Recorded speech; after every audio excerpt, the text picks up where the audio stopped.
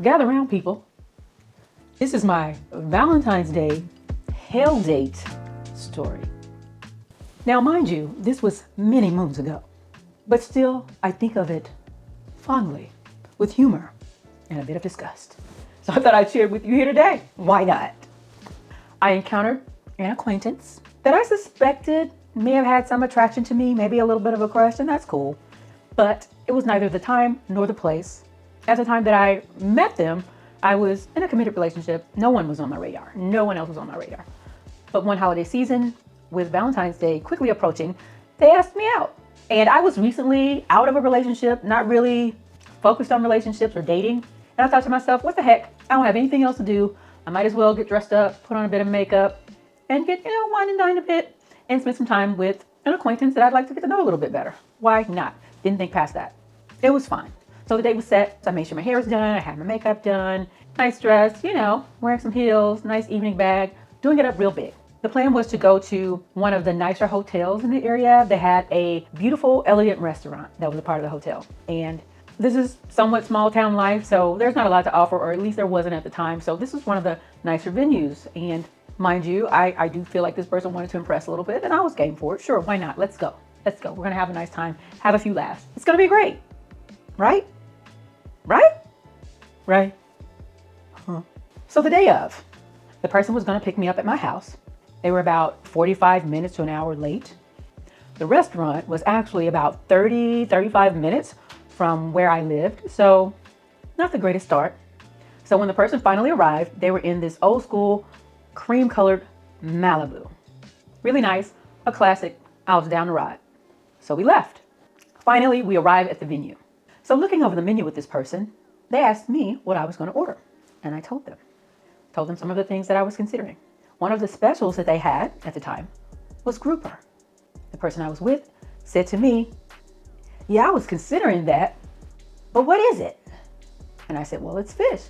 And he said, oh, it's fish. I thought that meant it's for the group.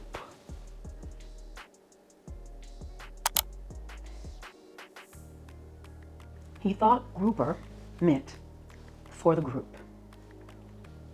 Okay, we're rolling with it. It's fine. It's fine. Interesting take. Stored that in my brain. I'm going to come back for a chuckle later. Gotta share that with the girls. Anywho, moving on. So the server comes over to take our order, to share the specials, to answer any questions, to ask if we want any drinks. My date decides to attempt to engage in a deep conversation about their professional goals, where they're from, if they enjoyed their job, which struck me as a bit odd. Like, what are you doing? Who are you trying to impress? This person is clearly here to take our orders, to have a little bit of engagement, and go along their merry way. You're holding them up. They have other things to do.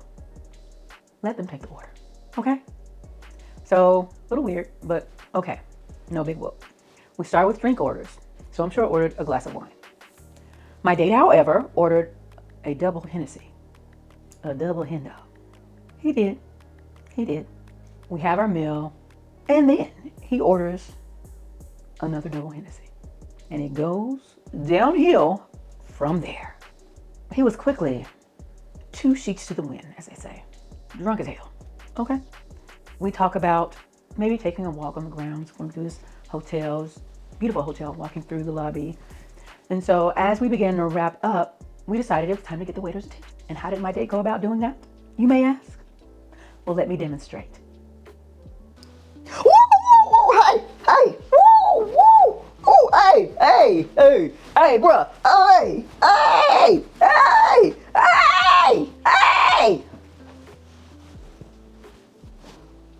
I BS you not, my friend.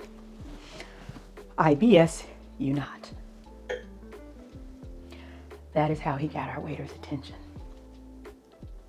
Okay, time to go. Walking out, we decide to take our little stroll. I'm in heels, tight-fitting little number of a dress that I think is super cute, that is going on sale on Poshmark. I just found out I still have it. Yeah, it is many sizes from who she is today. But I was cute now, let me tell you. I was back in my day. Whoa, this was a baddie. And so we're walking. I'm walking, he's stumbling, we're walking. In the hotel, And there were balconies above us, beautiful greenery, lovely hotel artwork, lovely. Our date happened to be the same night of a rather well-known charity event for the Ronald McDonald House.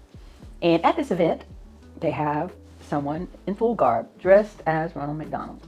And this person was over the balcony. They seemed to be leaning over the balcony, just taking maybe a break. And my date sees him above us and says, "Hey, Ronald! Ronald! Hey, Ronald! Ronald! Ronald! That's you!" Yes, indeed. That's what happened. That's what happened. It's time to go. We head to the valet station. Then and there, he attempts to negotiate the price of the valet parking. Of course, with the attendant, that was a no-go, a non-starter. He shut it down very quickly. It's fine. I am embarrassed that he would even try.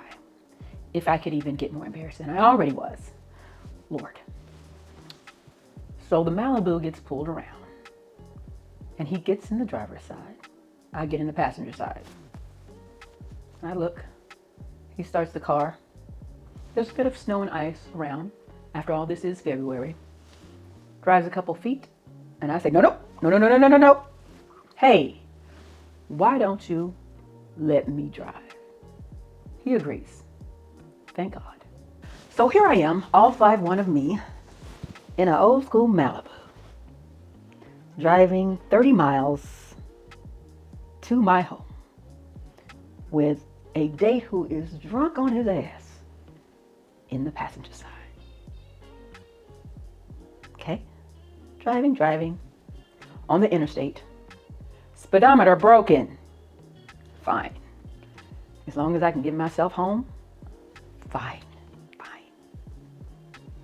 Why did I agree to this? About 15 minutes into our drive, he asks me to pull over.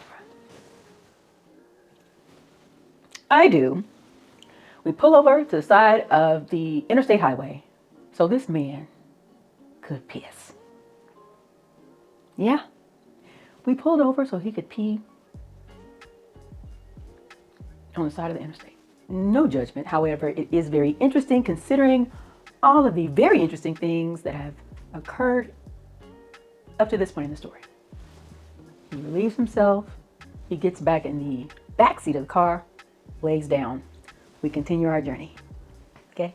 Continue. Finally, we pull off the interstate. We pull into my neighborhood. We turn onto my street. And just as we round the corner to my street, the car stalls. Yeah, the Malibu had had enough. She died. Now, this was my first home. It was really close to my job. It was in a price range where it was a desirable starter home or desirable neighborhood for rental properties.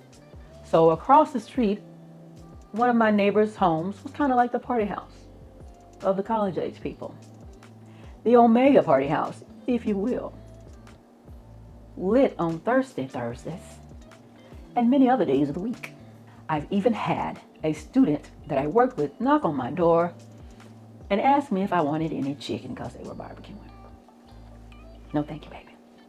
And that's relevant to the story because some of my neighbors and friends of those neighbors were walking on the street at night for who knows what reason, and they were there close to the car when it stalled.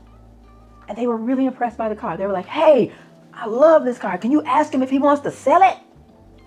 And my date was in the back, and I asked him, and he was like, he was not in a place to respond. He was no help at all. I said, "I don't know. Maybe I'll ask him later. He's not in a position to tell you right now." So after a little bit of further discussion, they agreed to push the car into my driveway as I was steering the car. So we get there. We get to the driveway, put it in park, push the emergency brake on.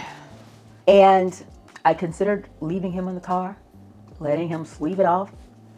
Instead, I called some homies to let them know the situation, where I was, what was going on, to check on me in a few minutes to make sure all was well, and to get on foot to get to the scene if they didn't hear from me after attempting to call in 15 to 20 minutes. He was able to get on his feet and get in the house.